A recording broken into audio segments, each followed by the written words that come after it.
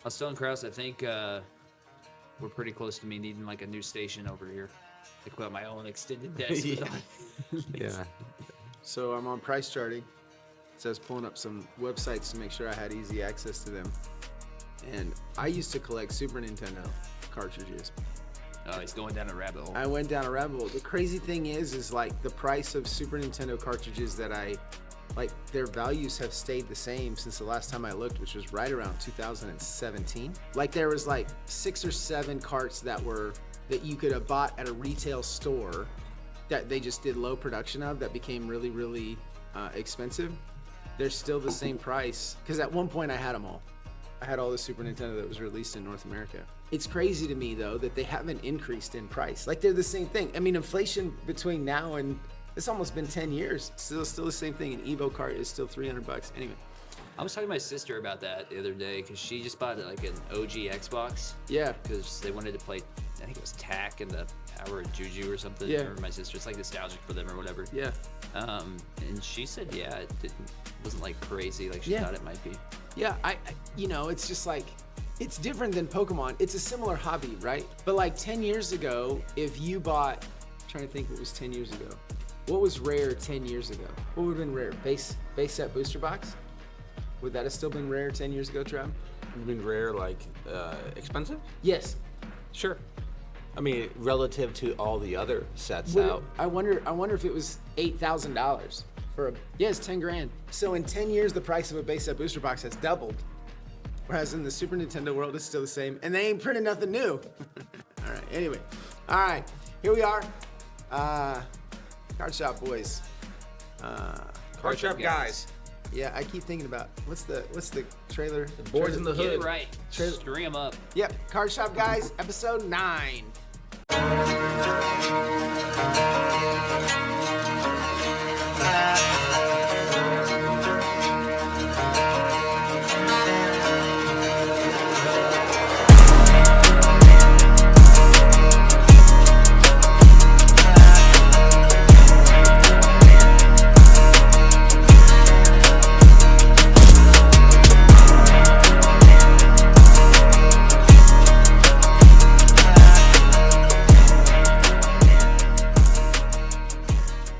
Welcome in. Glad you guys are here. A couple things to talk through today. It's 85 degrees. Yeah, it's gonna be 80. I'm wearing shorts. Amy told me as I was walking out the door, and I'm like, shit, I gotta go home and change. Yeah. Jeans and a hoodie. Yeah, I was telling Ali yesterday that my least favorite part about coming out of winter is I can't wear hoodies, and I believe that humans should have pouches. Like I get used to having the pouch to be able to put stuff on. But we got some news to talk about today. A couple new things coming down the pipeline from Pokemon. Want to talk about some of the new releases for Ascended Heroes. Travis sent a link last night. Plus, 151 has gone nuts. And then everybody's favorite segment, Tinker Time. So, Tinker Time. yeah.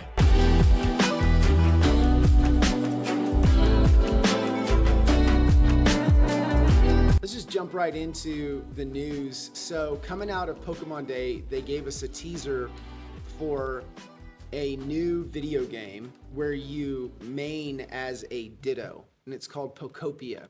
Now, first thing, I was just talking about Super Nintendo games. Trav, you used to have a PS2, right? Growing up? Yeah. Do you remember what a new game cost when it was released? Like what Yeah, you paid for? $50. Okay. Pokopia is $80 On Amazon. It's 70. if you want the cartridge, right? No, I think it's 70 regardless unless you buy it on Amazon. Amazon just hiked the price up because of the hype.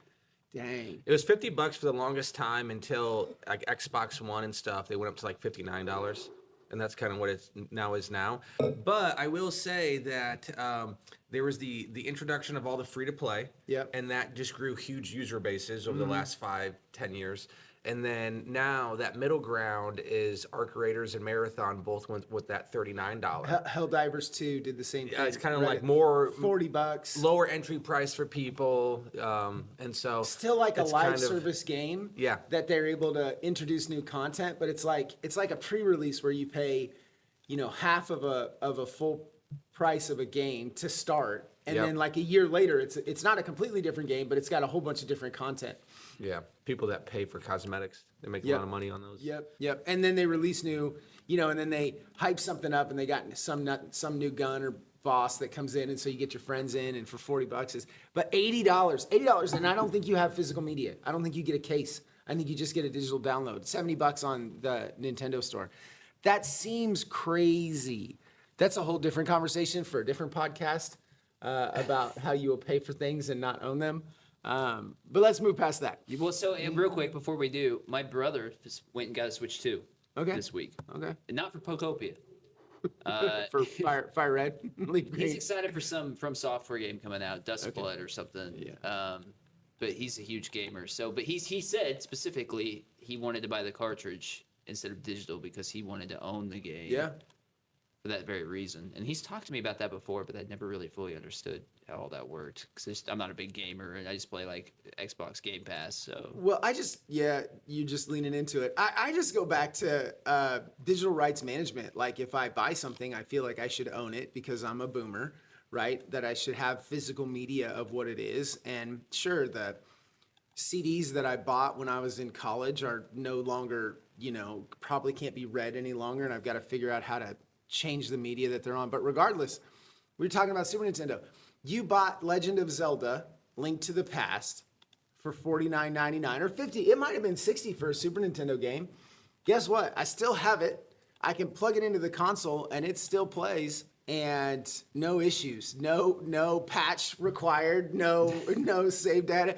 I mean, there's another one, Super Metroid. I remember plugging it into my console. It had a save from 1997 on it, and this was in 2023. But now it's different. Now you got to log in to your user account, and you got to validate, and then you got to pull out your authenticator, and it's annoying. It's crazy. Every new game I get or download, I have to log into. But let's talk through this Pokopia game. So it's of the like genre of like a Minecraft. You build.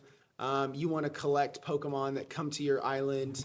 I don't know the main story outside of the fact that you're a Ditto, dressed up as a human, transformed as a human. But regardless of what the story is, I think, Jack, you've got this data here, that it's the highest aggregated score of any game in Pokemon on Metacritic's website. Metacritic, yep. Okay. It's interesting too because it's kind of dark. It's like all of humanity has died. Okay. And it's just Pokemon left. All right. And so your Ditto misses their trainer and tries to turn into the trainer as they remember them. Oh, jeez. And so you're running around as your old trainer, hooking up the other Pokemon. Has this been a game that's been pretty hyped up? Like people have been waiting a long time for this game to come out. This is the first I'm actually ever hearing of this game. They did like a release of it. It was kind of out there a little bit. Maybe at Worlds. Yeah. They released a teaser of it at Worlds in August, and then they had this trailer on Pokemon Day, and they were like, "By the way, we're releasing this in a week." And then boom, here it was, and it's huge. So there were a bunch of leaks about the Pikachu and the Mosslax, which is like a Snorlax covered in moss. People were thinking they were new Pokemon getting ready for Gen 10. Yeah. But I think the big draw for this game is the sandbox creation club kind of feel. I've seen people that have remade Route 1 from Kanto, and they're remaking the entire maps from all the original games in every route. Yeah. And it's like a project they put all over Twitter and stuff, or X or whatever you call it. Yeah, I think they did a lot of good stuff. I think it's huge. I think it's probably got some staying power because of the creativity. Once again, I am a boomer, and so you handing me a sandbox game and say, hey, you figure it out. No, man, that's not how it works for me. I need you to build all the dungeons and all the stuff and let me go play it. I don't want to design it on my own. I enjoy that part of it. Yeah, Fallout 4, right? That's Yeah. your. I like seeing how far I can go. But I guess it's so the physical copies, like you said, are super supplied in the UK at least. I don't know what digital sales look like, but to your point, I think a lot of people prefer to own the game outright. Yeah, but I think there's so much hype and people want a good Pokemon game. We were just talking about it last week that they just kind of fall on their face. My takeaway from this is that Game Freak, who publishes the game, or whatever the company is, I think it's Game Freak that does the mainline games. Is that right? Yeah, Game Freak does the mainline, and then they actually partnered with Koei. Koei Tecmo, which is old school. I mean, you remember Tecmo Bowl on the Nintendo, right? Like this is that company. after 30 years. They had to wait for AI to come out, and then Yeah, so old Koei, CEO said, "Let's start making another game." yeah, so Koei and Tecmo are together now, and they killed it with this game. I hope that it drives a little bit of a wedge between Game Freak's video game and Pokemon's, their stranglehold there. Because generally speaking, if you slap a Pikachu on something or a Charizard, people are going to buy it. And so when they release Gen 10, it sure would be nice for it to not suck. Like Scarlet and Violet did, right? Like Scarlet and Violet is just Sword and Shield, but like it's 3 years later and it had a whole bunch of bugs and glitches. And man, on the same hardware, they came out with like Breath of the Wild or Tears of the Kingdom or insert whatever your favorite Switch game is, and yet Scarlet and Violet was just rough. It's just Anyway, so we got that going on. Another thing happened. I think it was like a year ago or maybe 2 years ago. This game came out called Pal World, which was just straight rip-off of Pokemon. I played that game for a long time. I did thought too. it was good. I thought it was great. I liked it. Well, now Pal World has I haven't been, played it recently. Maybe they've added a bunch of stuff to it. They probably and have. Pokemon, I think, lost their lawsuit. Uh-huh. Yeah. And Pal World's supposed to be coming out with the TCG, etc. But now there's a new game out called Pikmon, which looks what I want Pokemon to be. And it is a straight ripoff of Palmon. You can just see some of the same character designs, but different shades of color, right? Like it's still the same thing. It's so funny to me because everyone freaked out about Power World sniping from Pokemon, and now Power World's getting sniped by Pikmon. Yep. And so I even put like a little post on X about it of the James Franco, and he's like, doesn't feel too good, does it? Yeah, right. Right. Like Pokemon I talking feel like Power the World. main point here is just like with Vanilla Ice and Queen with Ice Ice Baby. It's like instead of using a Pokeball or a ball, they use he throws a card. He throws like a playing card at him to catch the. I don't know if they're called pals or picks or I don't know. But anyway, so we got that. That's kind of the video game outlook looking up. Ninja Spinner drops this Friday in Japan. So that features Mega Greninja, Mega Floette, Mega Dragalge. And so all 83 main set cards were revealed. I think Jack and I will spend a little bit of time outside of this podcast creating some content about the impacts of some of those cards from a playable standpoint. But new set dropping, which is interesting because there's a new set that drops this Friday, which is the 13th of March. Then we get Ascended Heroes product in the U.S. on the 20th release, new Ascended Heroes products. And then on the 27th, we get Perfect Order. So 3 weekends back to back to back of releases for Pokemon, 2 specifically in the North American market and 1 in Japan. So Trav, what do you know about Ninja Spinner? Is it? I have been just all sorts of tied up with personal life stuff, so I have not been living on X or social media. Sure. So this is the first time you guys bring me up to speed, and this will be a good take on an outside observer who knows nothing about Ninja Spinner. So it's got Mega Greninja in it. That's kind of the big thing. It's Mega Floette, Mega Greninja, and Mega Dragalge. Sure. I always say Dragalge and piss Chris. It's because that's not how it's spelled. Dragalge. Well, what is it? Is it a box? Is it a product that they coming out with? It's a new set. Oh, it's a new set. Yeah. And this is a Japanese set. Yeah. Yeah. And I'm on a we get Pokemon this- podcast, and I don't even know what set's coming out. We get it in English in May 22nd, Yeah. I believe. Yeah, we're 2 months out. I'm looking at the Ampharos and the Tauros. Yeah, the right now. Ampharos looks cool. Yeah, there should be a link there for you guys. But, I mean, it's kind of like, This is only half of the set, so the English set will be this plus something else. I don't think so. I think it'll line See. up again for a 1-to-1. We can't figure it out. We were It's a talking small about set. that. Yeah. Only 83 cards. Yeah, that's what I What do you said. mean? Usually, I do want to talk about this because we were talking about this last week, how they've had a bunch of 1-to-1 sets in a row, like Inferno X to Phantasmal Flames, and then we had Perfect Order to Nile Zero, and now we're going to get Chaos Rising to Ninja Spinner because there's no April set. Do you guys think they're doing that on purpose because they want to switch to a 1-to-1 all around for English and Japanese since they're moving to simultaneous release with Celebration? I hope so. It makes sense. Part of the challenge I feel is, let's see, Phantasmal Flames was 94 cards and 36 secret cards. So whatever that is, 130 total cards, right? Ascended Heroes is 295 cards. So if you're going to master set if you're going to get one of each card, not hollows and any of that stuff, any of the love balls or whatever in Mega, it's almost 300 cards, right? And so are they rebounding from a giant set by having 2 single sets coming up? because 86 cards in the base set, and what are you going to get? Like 6 full arts and 4 SIRs and maybe 8 IRs. So Well, here's the other thing of that is, as far as the schedule goes, we're supposed to get Abyssai next, yep. and then Storm and Merelda, which should be the Gen 3 set. And if that's a specialty set, that means Abyssai is going to have to be a 1-for-1 too. And that'll be 3 1-to-1 sets in a row. Which isn't how they typically have done things in the past. It should be 4 technically because Ascended Heroes is a specialty set. Yep. If you count Inferno X and Phantasmal Flames. But Ascended Heroes also had starter deck 100 in it. And Yeah, not that's just why it's Mega Dream. 300 cards. Yeah. Right? Like it's a ton. Let I me don't know, look. Trav, what do you think?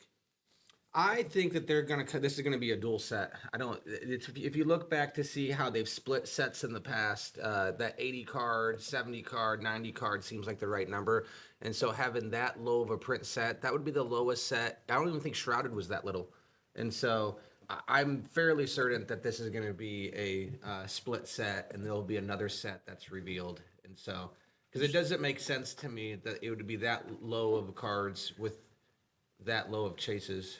So my difficulty there in hearing that and not pushing back, Trav, is there's not another set release scheduled for Pokemon. So they're gonna have to. So Abyssai drops in May, and Chaos Rising drops May 22nd. So they would have to like turbo. What they sets print are 9 in months advance. Chaos Rising for Japanese? What are the Japanese equivalent sets? Right now, we don't know. We assume it's this Ninja Spinner coming out. Ninja Spinner and what? Nothing, because there's not another set released. Yeah, it's So they release Nile Zero, and that's Perfect Order that comes out at the end of this month. Boom. And then they're releasing Ninja Spinner That's Friday. And then in 5 weeks, we're going to get the next English set. And there isn't another set that's announced. when's the to be release released. date for Chaos Rising? May 22nd, I believe.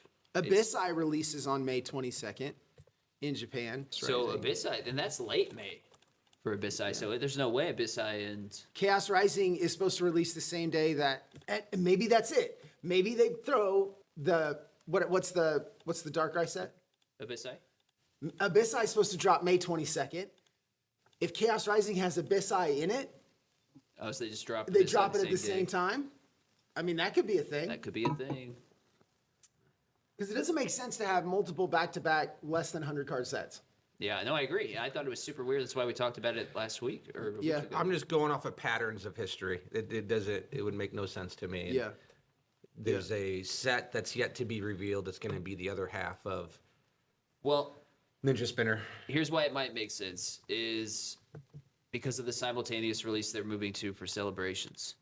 If they do a worldwide simultaneous release in celebrations and they start moving to 1-to-1s in Japanese and English, it'll make it easier to make that a thing going forward Yep. where they're just simultaneously releasing all They the sets. gotta they gotta bring it together, unless they use the cheat code, which is what we talked about, which is they do the celebration set and they print all the special cards in all the different languages, and they only have to print that one time. They don't have to localize it.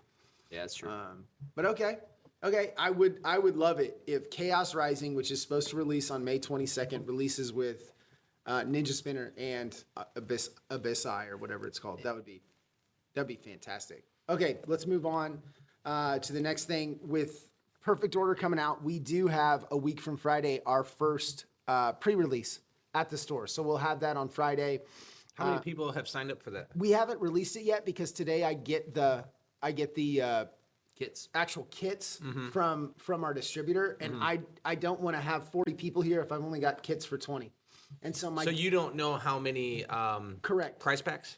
No, it's not prize packs. You Well, get building battles, and So you got get, 2 of those coming and 2 booster boxes coming. Yeah, so that's only going to be 20. So you hand them a building battle, so you only got 20 people because the building battle has the preset deck in it, and so then you That's get to the 4 play packs. it as the actual game. Yep, and so to do, and that's the pre-order. That's the building battle. So we've got 20 And that's slots. why you got to build up the numbers to 40, so you get 4 kits. Correct. So Or whatever. I don't know the ratio in should- terms of consistency, but if you turned in that we had 18 players here, they're going to know that, well, they've never had more than 18 players, so 2 kits will be enough for them. Sure. Yeah. So that being said, I mean, there's another side here. They reset everybody, and everybody's first time they get 2. I was anticipating 7 because even one of the local stores that doesn't have more than 5 people per play got 7, but it was not their first. It was not their first pre-order. So I think You should find out how many people turn out to their events? 6 is their average. Oh, wow. Yeah, Yeah. maybe it is. Maybe the first time in the queue, they just say, hey, we're just going to do a standard. It's also, you're supposed to get prize packs in a 2x relative to what you run on a monthly per quarter. So if we ran 80 people per month, that we would get 160 per month, then times 3, and we're nowhere close to that from a prize pack distribution standpoint. And most of it from the feedback, because Pokemon doesn't, there's no feedback to me from them. From inside of the community with other judges is, it's basically your first 3 months, you're just kind of trying to survive until you can get qualified for everything and show your numbers. So, all right, so that's what we kind of got for news. I don't have much else going on there. We did have almost 40 people this past Friday for our locals. That was fun. We had a little bit of a tournament. It was enjoyable. It was 5 rounds instead of the normal 3 or 4. Had quite a bit of people here. In fact, I had to order some stuff for the air return in the playroom because it got so stuffy back there. Trava ordered the perforated ceilings for return air, so some of that cold air could come down and some of the hot air could circulate back up in the back, because it was just, man, it got stuffy back there with 35, 40 people. So that was fun. Let's move on.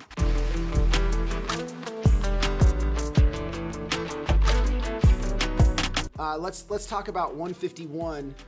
Unless Trav, you got a specific hot list for us? No hot list today. Great. 151 is the hot list. That's Yeah. what everybody's talking about. So we can geek out on that for a little bit. Talk about market manipulation. Talk about invest bros, crypto bros. Yeah. There's been a lot of commentary already on the matter. So this is going to be, by the time this podcast comes out, this will be 7 to 10 days into this 151 craze. Yep. So we're going to be a little bit behind the. From 151 related, I was just going to say, you did a piece Starters. of content. Well, you did a piece of content on Friday. I did. That, There's a short out there if you guys want to check that out. I did put that on our X page as well. But the Series 1 starter packs come out. Okay. With those illustration Yeah. rares. You should put an image up of that. Yeah.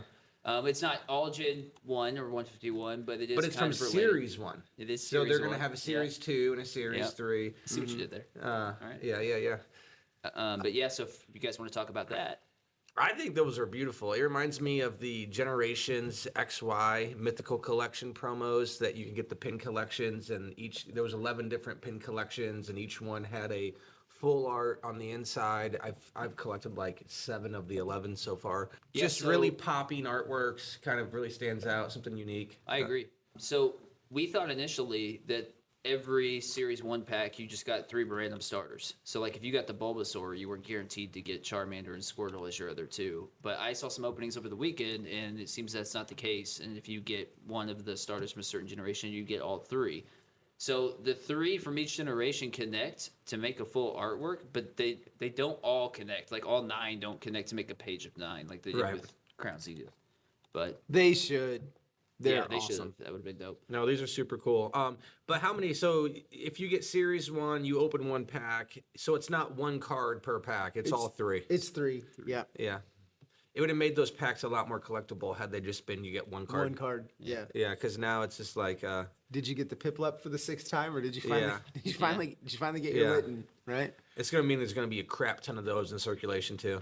Yeah. They did confirm Series 2 as well. Yep. So You know what I like about this though? Remember how we bashed a couple episodes ago Yes. about the promos Promos. being stored really bad? This actually will fix that because it's actually contained in its own little pack. Yep. And so maybe, they very rarely do they have 3 promos in a set. I've seen 2 in many, special boxes before, but maybe this is going to fix the ratio of 9s to 10s on PSA because these are coming out of their own pack. Yeah. Yeah, I think these are. It's going to depend on the cut and the centering and everything, but these are good looking cards. These are cards with 27 of them. If they do a Series 2 and a Series 3, 27 of them that most people should be able to get a hold of. And with only 2 packs in it, it's not like they're going to be super pricey, even in a secondary market. And I think you're right, Trav. I think there's going to be a ton circulated. I don't think there's going to be many that are remain sealed. I think everybody's going to want them, so you're going to rip them. And gosh darn it, if you see Turtwig for the 4th time, you're just going to try to figure out how to just trade that for the Rowlet line, the Rowlet Litten. We're going to hold Poplio. back all of these. I'm not going to sell a single first partner collection. I'm going to hold them for about 5 years. Yeah. And so, no, I'm just teasing. I love it. So, that's got the starters. Let's talk through 151. If we were Invest Bros, if we were doing a podcast on stocks, we would say things like, dude, the parabolic rise here is ridiculous. For the longest time, what happened, how I became aware of it was we had a trade come in on Tuesday night or Tuesday afternoon, and one of my coworkers, Ali, said, "Kraus, did you realize that the Blastoise is over $100?" And I said, "Get out of here." Right? That card's been $55, $65 for the better part of, I don't know, since it released. Maybe it was at $75 at one point. Yeah, it looks like in September it hit 95, but it never crossed the $100 mark. And then it crossed the $100 mark, and it's come down a little bit since the weekend. It was at $215, guys. Yeah. It was at $7 day $215. trend is up 56% for master set value, and 30-day trend is up 92%. It's crazy. You know, it's crazy. I took my sister to her first card show a few weekends ago. I was telling you guys about that. Yeah. And she had an extra Blastoise from 151, and she took it in to use as trade-in. Yeah. And at the time, it was maybe $80, $85. Yeah. And then like 2 weeks later, it's suddenly a $200 card. And What- she's just like distraught. What I've enjoyed about this is the fact that the Zapdos is hanging in. Yeah, man. It's hanging in, hanging 10, right? I think it's the fifth most expensive card in the set. So you got the 3 stage 2s, Charizard, Blastoise, and Venusaur, and then Charmander at almost 150 as of recording, and then the Zapdos is 137. And then you roll back to the Squirtle and the Charmeleon and the Bulbasaur. Almost all 3 starters are above $100. In the last 7 days, Psyduck is up 71%. Golly, man. Muse 63%. Zapdos 58%. Alakazam 58%. I think Zapdos is the best SIR in the set. I'll Yeah, fight yeah, anybody that's that right. Yeah, disagrees. I agree with That's that. what you were saying. I remember when we were selling the Charizards for $105. We had like 5 or 6 of them Yeah. at the old shop. Yeah. Well, I remember, I think it was like literally 3 days ago, we had a PSA 10 Charizard in here for like $550, and now the raw is like $500. Yeah. I want to say that the Charizard 199 out of Scarlet and Violet 151 just sold PSA 10. There's 3 sales yesterday, 2 at 1850, 1 at 1800. And then the Mega Charizard X EX, I don't think it's as much. Yeah, the last 3 sales for the Mega Charizard is in a PSA 10 is 1750, 1778, and 1759, which means that the 151 Flying Zard The no neck Zard. is more money than the Mega Charizard in a PSA 10. That's crazy. I mean, it kind of makes sense. It's older, technically. Yeah, so what do we think? Where do we think this came from, Trav? What's your guess as to why all of a sudden there was a 100% increase in value for 151? What do you think happened? Man, there's a lot of variables. Pokemon Day, Pokopia. Yeah, Pokemon Day is probably maybe a driver. Also, the loose pack price just for sealed. It's like, ETBs are $500+ now. Booster bundles are crazy. So the cost per pack economics relative to pull and chase, Yeah. if you just kind of do the ratio of how many packs. The market is pretty quick to, in my opinion, like I'm not monitoring this stuff 24/7, but in the middle of January, and Jack can bring up this graphic in post, but a pack of 151 was 15, 16 bucks, right? It wasn't over $20. And so if you're 30 packs in before you get an SIR with the 1 in whatever chance to be able to get the Charizard, now all of a sudden you're talking about you're 450 bucks in and the card was only worth $200 or $225 or whatever. I mean, it topped out at 300 back last summer, end of summer, and kind of dropped off. But the math there didn't make much sense. And then what's also been crazy is that your collection boxes that had 151 in them stayed right around the market price for that box stayed around an average pack price of 15, 16 bucks, right? The binder was always more because it had the binder in it and people had some desire for that or whatever the case may be. But your booster bundles were around 90 to 100 bucks. Now, all of a sudden, the pack prices have jumped over $20. And all of the collection boxes are a little bit slower to move up. But if you could walk into a store or Facebook Marketplace and pay less than $20 per pack for 151, I would suggest getting your hands on the sealed product right now. the other thing that's happening is Crown Zenith isn't far off either. Crown Zenith is doing some of the same stuff. And I don't have a ton of thoughts behind it. Crown Zenith's current. I thought Crown Zenith was one of the best sets of Sword and Shield outside of Evolving Skies to collect. We went big on Crown Zenith. Might be the best set ever. I thought it was like the Cosmic Eclipse type set of the era. Yep. So In a year, it's gone from $8.61 a pack to $20 a pack. Yeah. In a year. And so it's been pretty consistent. But now you're approaching this $20 mark, and I'm a little out of sorts here.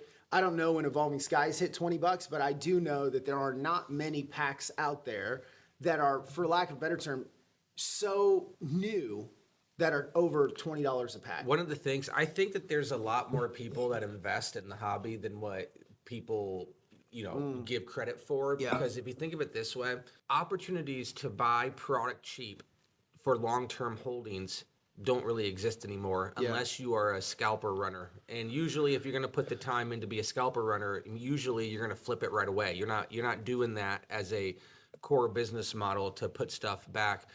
The booster boxes on release being, 200, 250, 280 a booster box. Trying to be that consumer that you're waiting for pricing to come back down before you buy in to hold it long term. You don't really have that opportunity anymore. And so we haven't had sets for the last 4 or 5 sets that you can say, hey, my entry point as an investor, I'm going to try to buy this at MSRP, or I'm going to buy it when there's a reprint. Reprints don't do anything to market price. Reprints don't tank market price. Reprints aren't fluid enough.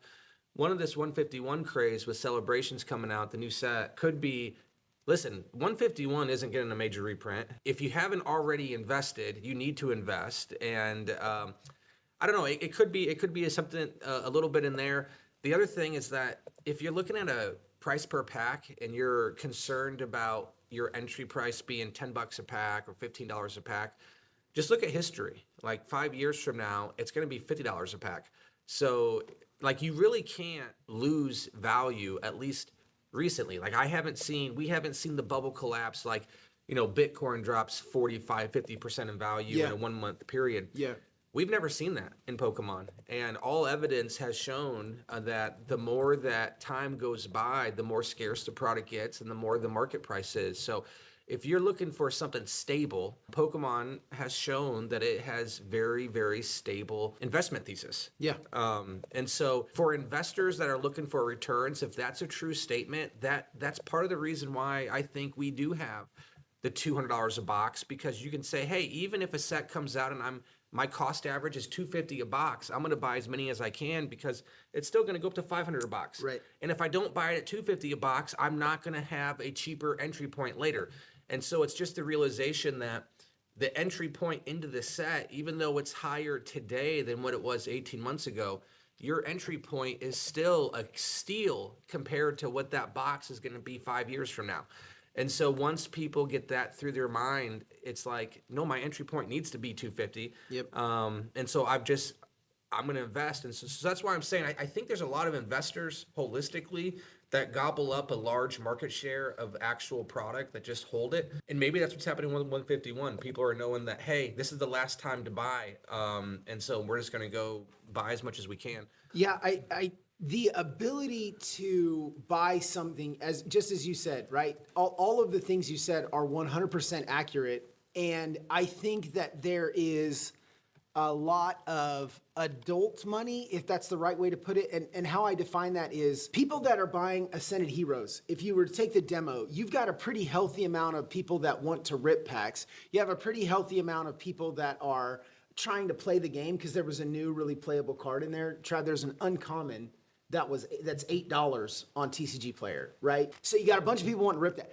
No, but none of those people, the people ripping and the people that are trying to play, are buying 151. That's pure the nostalgia, the guys our age that, hey, this is the Pokemon that I knew or that I grew up with or whatever the case may be. This is what brought me back into the hobby. And they're trying to grab the last amount of stock that's available.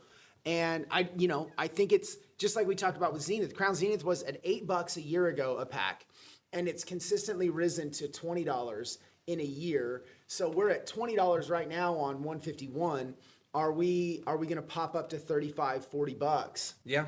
There's another point here that I think is pretty profound. All right, so I just explained my theory on the investment bros, the people that are going to invest long term.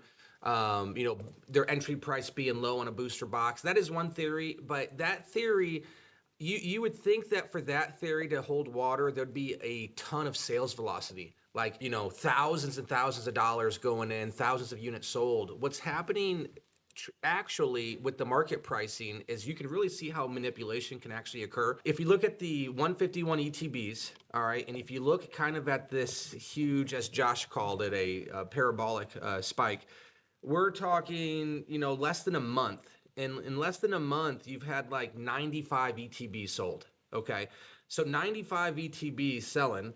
And all this number, because TCG Player is kind of our source of truth for market price. I mean, it's really the one source that people really glean to hold on to say, hey, this is actually what market price is. When you look at the numbers, they have their daily sales velocity that you can look at. And so 90 sales, let's just assume a $500 average, 90 times 500. Josh, pull that up. How much money, how much capital? It's 45 grand. $45,000 of capital being invested, buying out lower priced items is moving the market price on an item 30%.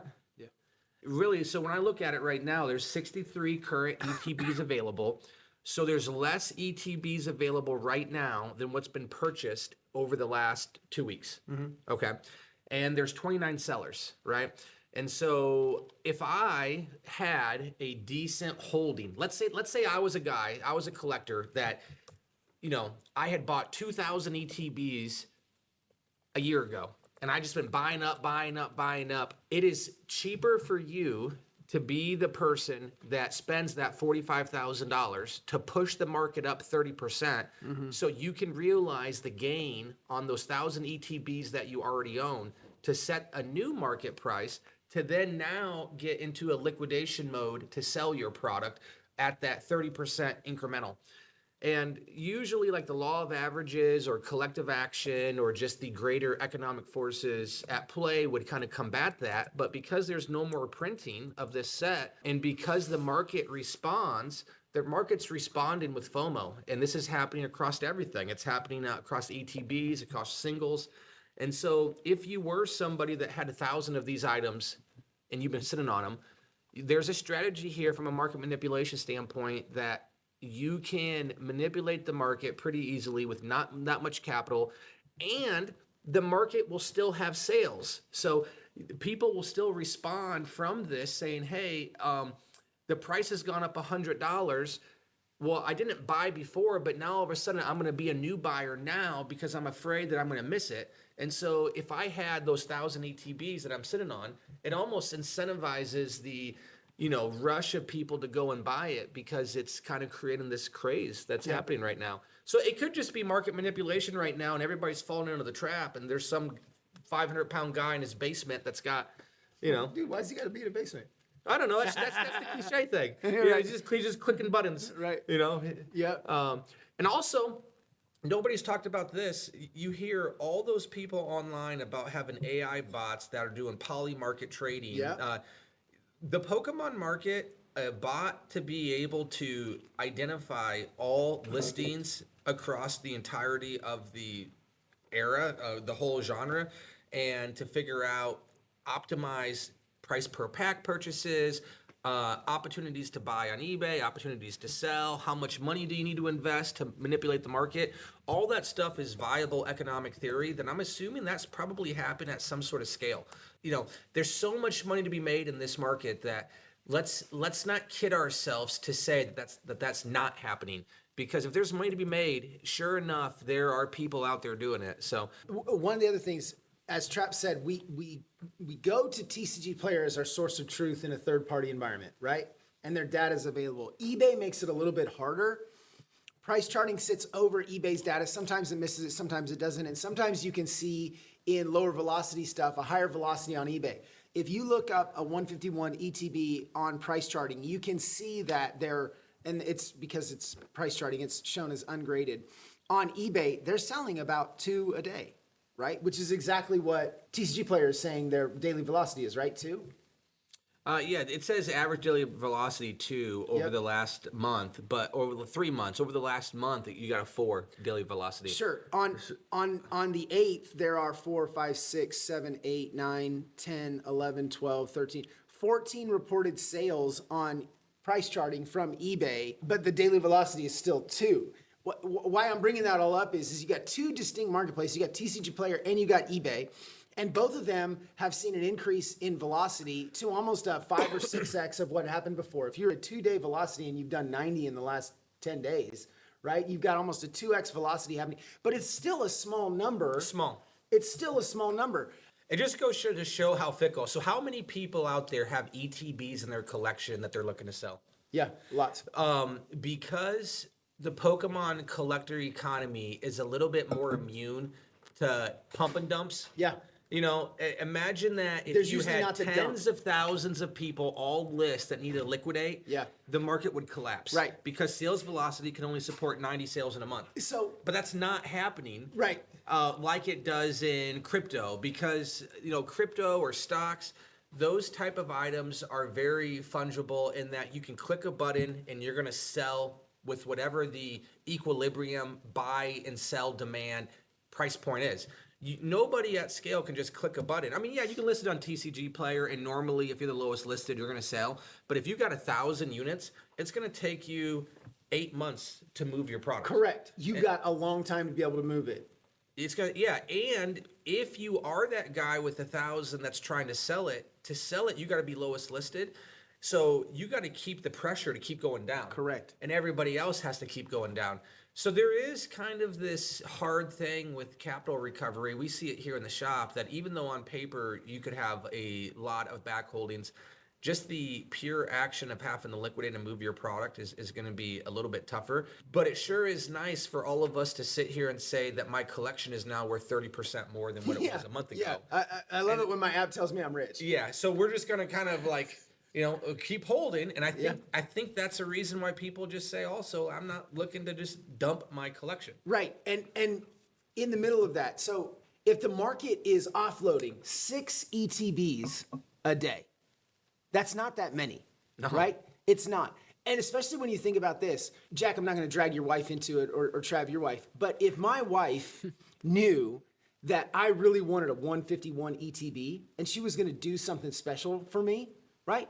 She doesn't care that it used to be 500 or that it could be 2,000. She knows that I want it. She knows that right now it costs $600 or whatever the case may be. She's going to figure out how to buy that for me as a gift. And there are enough men in Pokemon and women in Pokemon with significant others that want to buy them a big gift that if you're only selling 15 a day. How much do you think is the percentage of sales that are happening, like of these 85 that sold at these elevated price points, what percentage do you think it's people buying gifts at that price point? I think it's probably 10-ish%. Yeah, I would say it's fair. 5-ish%. I think it's probably a lot of people that are saying that I collect ETBs. I've got every set from Scarlet and Violet. I don't yet have that one, and I've waited 5 months. And I keep thinking it's going to go lower, and it's not going lower. And so you've got 2 knuckleheads a day that decide to buy it. Right. But that's why sales velocity is so low, because there's not that many consumers out there willing to buy it. The other thing here, TCG Player is actually a bad proxy for source of truth because there's actually more sales velocity that moves at shows. Yes.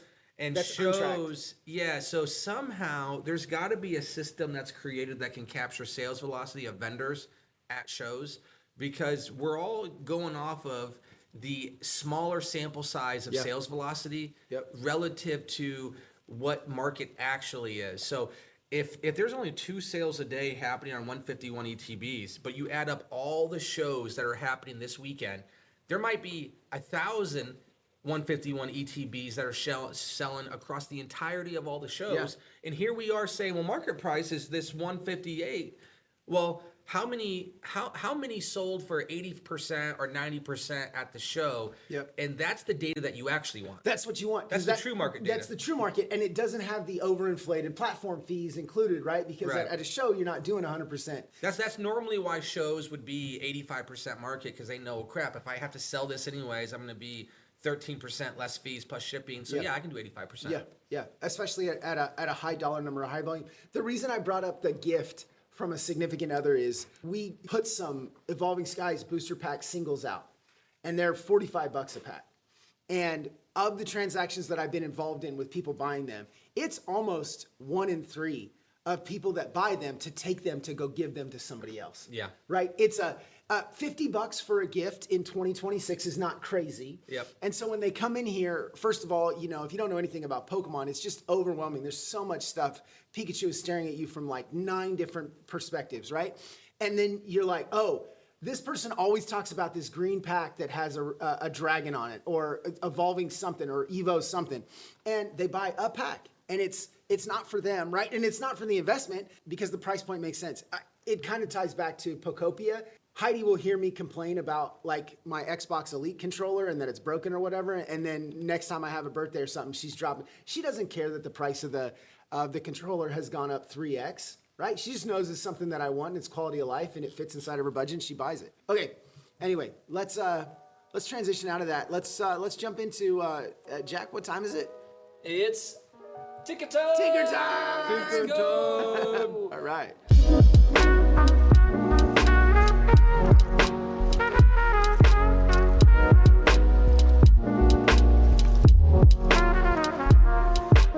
All right, so this week for Tinker Time, everybody's talking about Pokopia, everybody's talking about celebrations, everybody's talking about blah, blah, blah, blah, blah.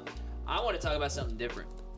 I want to talk about a Gen 3 specialty set that we're expected to get at some point this year. So if we look at specialty sets, we've had Gen 1, 151, we just got done talking about, and we've had Black Bolt, White Flare for Gen 5, right? Okay. I think that's the only two, unless I'm missing one. That are Yeah, just specific. generation focus. Yeah. So in Gen 1, that was the very first one that was generation focused, and then Black Bolt, White Flare, its kind of gimmick was there was an illustration rare of every Pokemon, right? Yep. So if Generation 3 were to have a specialty set, what would it take to set that set apart from Black Bolt, White Flare, and 151 to make it even better or stand out or just be one of the greatest sets of all time? What would you guys like to see from a specialty set specifically?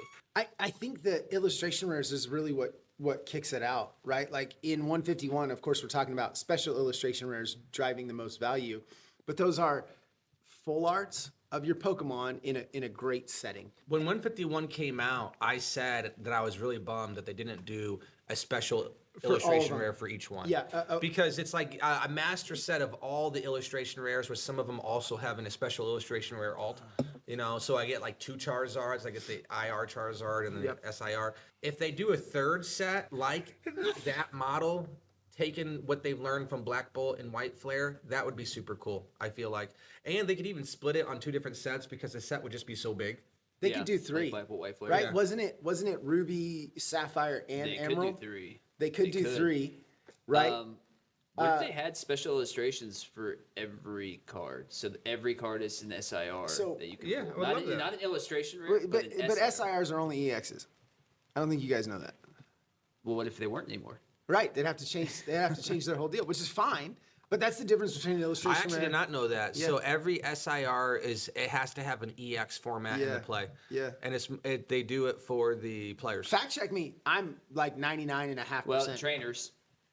Outside of trainers, Ooh, fact check is right? Bam, but boom. but it's still players. for a Pokemon, Yeah. for a Pokemon to have an SI, the difference between an SIR and an IR, just like in Black Bolt and White Flare, is the EX, Yeah. right? Because you would get the basic and the stage 1 are IRs, and then the stage 2 is an EX. When I'm looking at the Pokedex for Gen 3, there are Pokemon here that don't need IRs, as an example. And it's not because I don't like them, it's because we just got them. So if they're going off the Pokedex, maybe they have the separate list of just Gen 5 Pokemon, but the Pokedex for Ruby, Sapphire, Emerald is 202 Pokemon.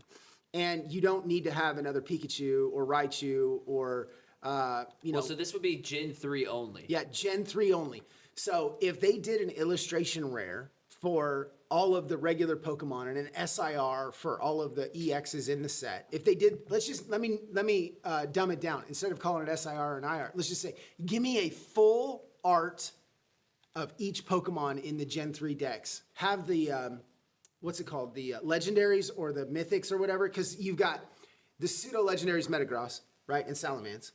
I think, right? Doesn't that sound right? Yeah. And then you got the Regirock, Regice, Registeel, Latios, Kyogre, Groudon, Rayquaza, Jirachi, and Deoxys. Give me the Regis connecting. Give me the Latios connecting. Give me the Kyogre, Groudon, Rayquaza connecting. And then Deoxys is dope as hell, but I don't care about Jirachi.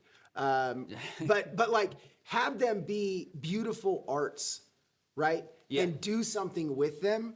And so what's that number? 4, So- 8, 10. You got 10. Split it over 3 sets. Give us 3, 3, and 4. I agree. I think you could do. God, that'd be crazy though if you had 3 sets. But if you're gonna But do just that many release them all at the illustrations same in a time, set- like they did with Black Bolt, White Flare. Just call it Ruby whatever and Emerald whatever Yeah. and Sapphire whatever.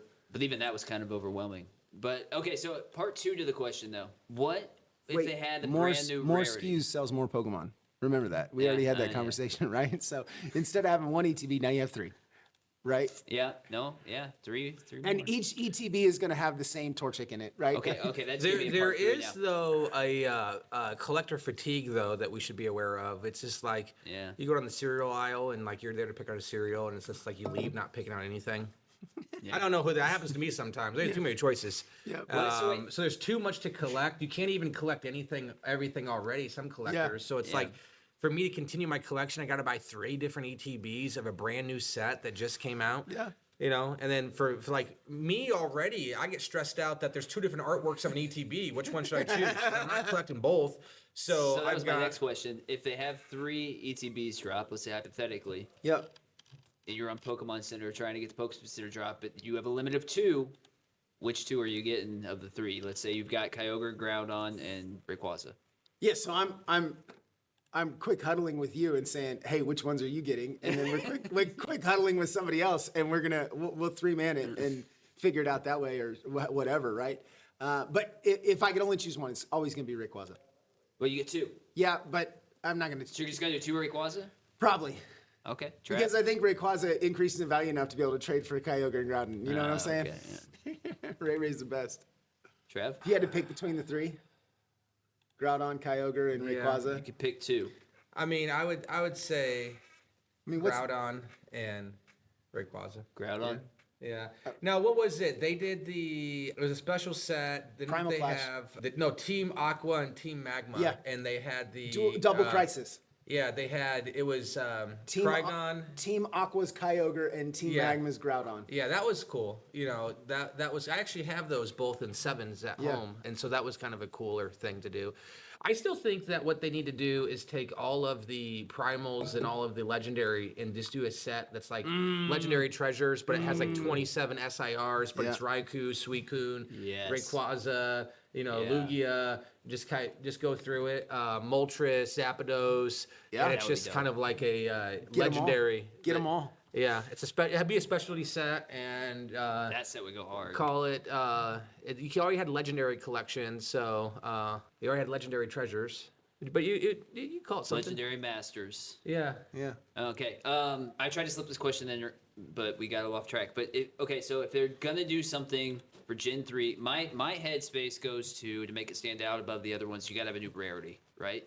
Yeah, Like they some kind of released a new rarity in Pokemon Day, right? Is that coming? Right? They did this Chrome wrap thing. Yeah. So is that gonna be like the Gen 3 thing? Or, What's the next gimmick? Yeah. So Right. they had like the chromes, the Black Bolt, White Flare monochromatics. That was a throwback though to Black and White, right? Right. What would be a throwback for Gen 3 that they could do to make that stand out? I don't know, when did breaks come out? You want breaks? I don't want them. I'm just saying, man, why think of XY era. why- Breakpoint, breakthrough. Yeah, why do you think of new things when old things work? Right? Like Nobody likes those cards though. The breakpoint and breakthrough. I know. They're super. I mean, they're just like EX cards, but they're not. They're not very. they weren't very collectible. collectible. I think the most expensive It break turns card sideways. Yeah, is a Lugia, and I think it might be $12 or something like that, right? Like from a collectability standpoint, nobody likes it. But I mean, you could also say the same about tag teams in the middle of it. Do you think they bring rainbows back? I didn't like rainbows. I think we're A lot too, of people didn't like I think we're too close to it. a chromatic rainbow. So it's like the golds that we have now, but they're rainbow I chromatic. mean, if they did like a blue and a purple and a green, if they did sorry, red. So red like Victini, but it's a Groudon. Got it. And they did a blue for Kyogre, and they did a green for Rayquaza. I've got it, but you have to figure out the tampering on how to control against this. If they did the Ditto style thing, but on top of every SIR. So you knew it's an SIR, but you don't know which one it is. So you could peel it off, you mean? You peel it off. Yeah, because then like people double dopamine. Yeah, because then you know, and then for sellers to sell it, it's like, hey, it's an SIR. You don't know which one. Yeah. But then you peel it off. People would say, oh, that's not the hit, so I'm going to seal it back again. So you'd have to figure out how to make it to where it's in its own little special. That'd be fun. Yeah. You know what they could do, guys? We talked about this for serialized card. Yeah, I would love Rayquaza that. 1 of 1. Yeah, so I think that's what makes sports cards. If it wasn't for those 1 of 1s, 5 of 5s, I think sports cards would be dead, honestly. And I know Pokemon doesn't have to do that, but that would be an element for collectability, that just to experience the who pulled it, where's it at, how many are left, all the people that actually buy sealed and put it up, you're going to have a decent likelihood that it's still out there in circulation. And then because it's out there existing, it's going to help drive up sealed prices even further. I don't think there's really a bad argument for why we won't do that, other than people being mad that I don't want it just because I don't want to collect against it. yeah, that's part of it. So just to level set everybody, the way that serialized cards go is they don't just release a 1 of 1. I mean, Magic did, don't get me wrong, with the One Ring, but there's also a 5 of 5.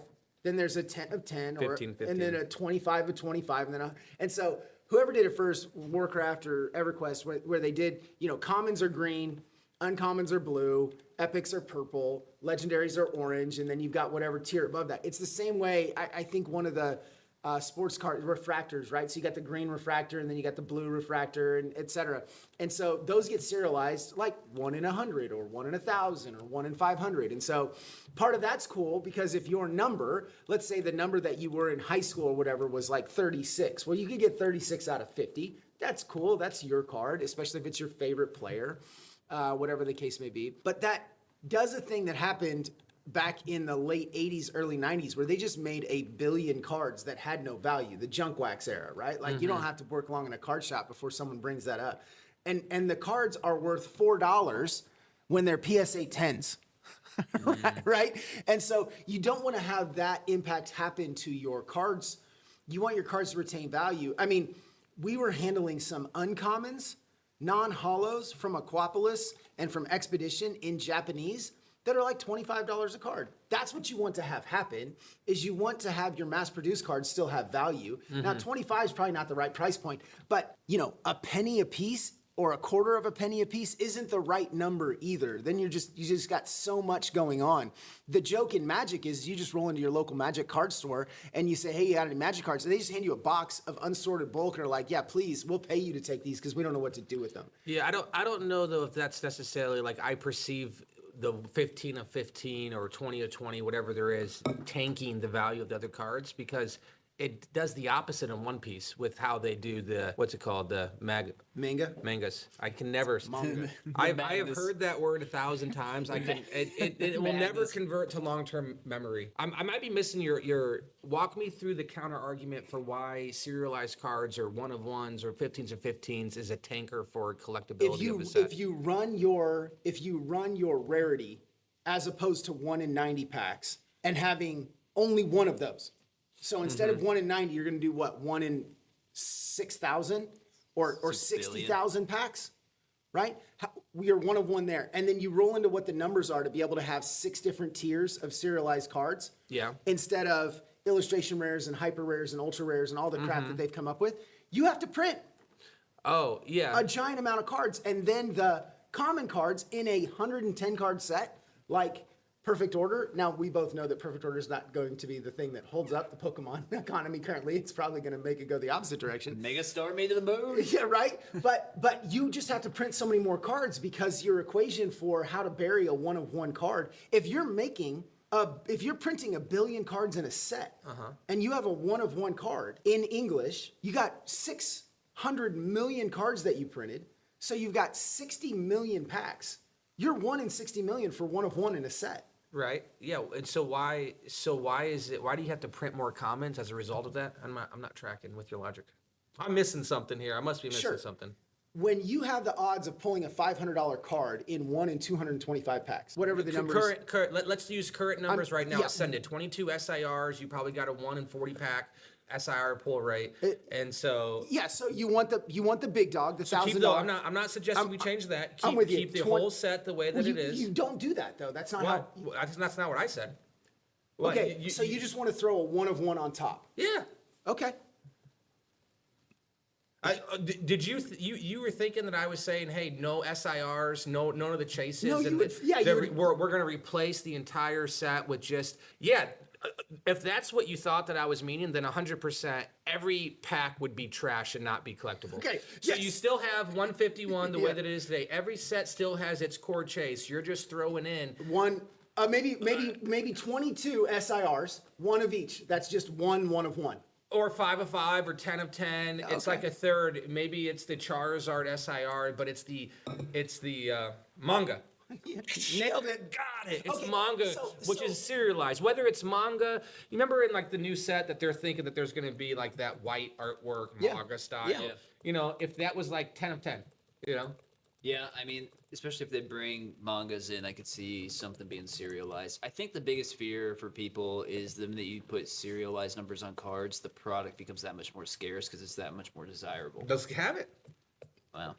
Why is that That's a bad where, thing? that's where the big divide is because If you're people still already have a hard printing though, time. I mean, if they print a million packs or 2 million, the number of packs aren't changing. What's available? If that drives more people into the hobby, more collectability, and more desire, I don't see how that's a bad thing. And then even on the community would know that, hey, there's 4 of these that exist, 5 of these that exist.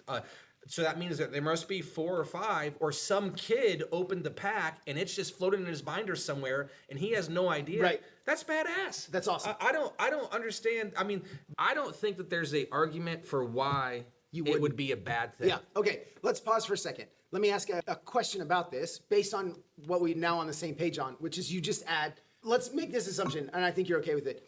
Let's do 151, and you add 5 of 5s for each SIR in 151. So you go back to whenever it was released, 23 or whatever, and for each SIR you get. They have the same amount printed, but they reserve 5 of each, and they stamp them 1 of 5, 2 of 5, 3 of 5, 4 of 5, whatever, right? Okay. So let's do that. Of that, there are currently 91,000 Charizard EX SIRs that have been sent to PSA. Okay, 44,599 of them are PSA 10s. Okay, so that doesn't include Beckett or CGC. So you throw in 5 additional cards that are of higher rarity than that. And in the current market, that card we just talked about was selling for $18.50 in a PSA 10. So if there's 5, right, and your pull rates are 1 in 30, what's your pull rate? 1 in 600 packs? 1 in 1,200 packs, right? What makes sense because it's not a booster box product. And then on top of that, what do you think the value would be based on current market values for a PSA 10 of that card? If you had one of the 5 rare ones, assuming that It would be huge. Yeah, assuming that there's no differentiation between someone wanting to pay more for a 3 of 5 than a 1 of 5, which that'll exist also, right? Because people Yeah. want to sell sparkles and Yeah. swirls. I mean, I'm just thinking through, like, if I could design it, like, we're talking, 1 of 5s or 10 of 10s, but, like, your question about the Gen 3, what would make it unique? If you had 150 unique illustration rares that had 100 of 100, just pick a number, right? It's a good mix. Make it enough to where you're seeing them in the wild, but then what happens is that you would have collectors that want to collect 1 of all of them, and the price would just go through the moon. And so whether you say 5 of 5 or 10 of 10 or 100 of 100, you can experiment with different uniquenesses. But like an SIR, there's going to be 25,000 of those, 50,000 of those printed. So just give us a super, super exclusive rarity. Not the that's same not that's not like the core, the heart of the set for most collectors, but it's like, hugely, hugely collectible. And you got to do it enough because if you just did 1, like chances are some kid is going to get that and pull that, and then a collector can't get a whole set. Right, that's kind of why I threw That's on what the happened with 100. the 1 ring, right? Yeah. The guy pulled the 1 of 1 ring, and then what's his name came and bought it, $2.6 million or whatever, and then the chase is over. Right. And so if you did it to where there was kind of a little bit more. It doesn't have to be super, super rare, but make it like a super exclusive, like, hey, there's going to be 100 of these. We're going to put on the bottom what number it is. Enough of those are going to make it into the economy. They're going to make it graded. If some multi-millionaire, billionaire wanted to have the PSA 10 set, there might be 2 of those in existence. Yeah. But it probably could sell for $5 million. Yeah. And so I think it would just be a good spectator thing. A lot of people might say, that's so dumb. Those you're the same people that say, you haven't even played a game yet, and you're saying, this game is trash. Well, I think, personally, serialized carts would be a shit show. yes. Bring it I back. disagree. I just I think, think if they you think the Costco fights in the parking lot are bad now? Wait till there's serialized boxes and no one's found the one of one, and we can't even walk into a Walmart or Target now without a line of 20 people waiting for the restock guy to finish doing his job. You know It's how like, you know how you do it. You do it like Magic does, and you only sell the one-on-ones in collector boosters. You have you have a separate product that by nature is 8 to 10x the average price of the pack, and you do like the deluxe, like the deluxe with black and white and black bolt white flare, and you just have a separate product that only has those in it. You could just say, hey, you can only buy these from Pokemon Center. Yeah. There you go. Limiting 2 per customer. Yep. Everybody gets a chance. I mean, That would be good. Jack has a fair point, but it's just from my perspective, if your argument is that it's going to have more people want the product, How's that bad? How is that bad? Yeah. How is that bad? How is that bad for me, who's a hobbyist and enthusiast that wants my collection to be valuable, that wants that there's 90,000 Charizards, that so many people desire to grade a card? How is that bad for any hobbyist that's collecting to say, hey, I put my money into a collection that is kind of a portfolio, that is an investment. This is actually helping me get more people into the hobby. How is that a bad thing? Right. It's bad because okay, I understand the concern that you're afraid that you're not going to get it. That's the same problem that we have now. I haven't been able to buy Pokemon product for myself at a Target or a Walmart in 8 months. You don't find it. I made this joke. Twilight Masquerade finally found its way in sleep packs to our local grocery store. Mm-hmm. So Heidi sent me to go get some bread and some milk. And I came home and I was like, man, that bread and milk was $48. She said, what the heck? And I was like, and I threw down, 10 packs or whatever. And it's like, well, I mean, these were there. Back to the point that, Jack, you led us into, and this may be a good ending spot for us. Amazon popped the price of a digital download $10 because it has Pokemon attached. You go back 10 years, Pokemon is the same realm that Yu-Gi-Oh is and that Magic is. Nobody really knows about it, right? And now if you were to buy your 7-year-old a shirt that has Pikachu on it, everybody knows who Pikachu is, right? And of course, they've been around for a long time. They're the biggest IP. They've always had a balloon in the Macy's Thanksgiving Day Parade, all that stuff. They've always been there. But now it's like emerging out of subculture into actual culture. And generally, everybody knows about Pokemon and the hobby. They saw the Logan Paul auction. They know there was a local, Topeka ran an article on a guy who rolled into a regional GameStop and traded in a $35,000 Gengar or something like that. And he got, I don't know, 28 grand, and he was excited about it. No one was complaining about his trade-in rates there, right? But in that same environment, it's becoming more pop culture. And so I recognize the safety issue. Well, then just add a different product and put it at a higher price point to just knock people out. There's not many people that are, or do what you said, Trav, which is perfect. You only sell it at Pokemon Center. I was just saying, I like that. You sell it at $45 a pack.